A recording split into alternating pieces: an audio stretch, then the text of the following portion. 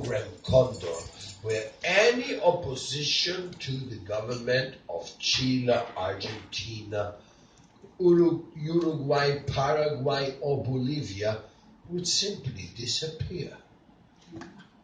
And they would just kill these people because they were oppositions to the government. And in the midst of all that, there was the Hare Krishna singing kirtan everywhere. Stop killing the cow. Stop drinking beer. Stop misusing the ladies. Stop all this heavy opposition. There was one country, actually two countries, Paraguay and Argentina.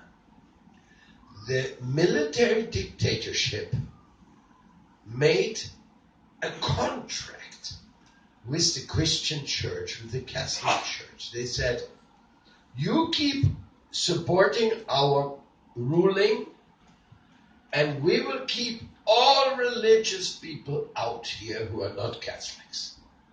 There will be no visas for any religions. We will not allow any other temple. So the Catholic Church said, good, let's make the deal. At that time, many devotees were arrested. The Argentine temple was closed. They just a few days before they came to the temple to arrest everybody, some pujari had the bright idea to take Gornitai out from the temple and take them to Brazil.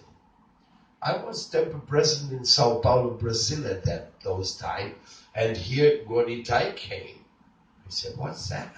How can you bring the deity? He says, yes, there's very strange energy there. A few days later, they arrested every devotee in Argentina. They burned all the books which they could find. They took all the pictures and said, no more Hare Krishna in Argentina. At that time, I went to visit Paraguay for preaching, and I was arrested just because I had a Sika.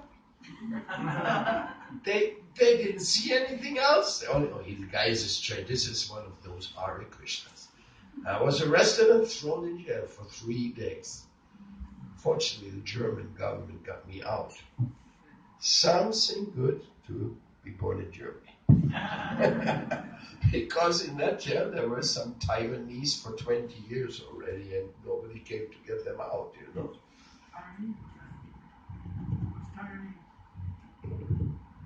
What? Taiwanese. So, these were dangerous moments there. But Prabhupada, he kept telling his devotees, you spread this holy name, everything will be okay. I tell you a story. In Chile, the devotees went to the government at least 15 times with all the papers, we want to register our movement here. And they told us, we don't want to register your movement here. So a year later we went again. We want to register our movement here.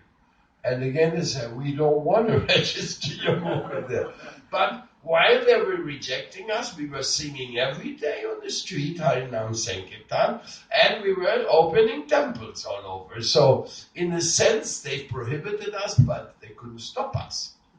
So this went on for 15 years in Chile.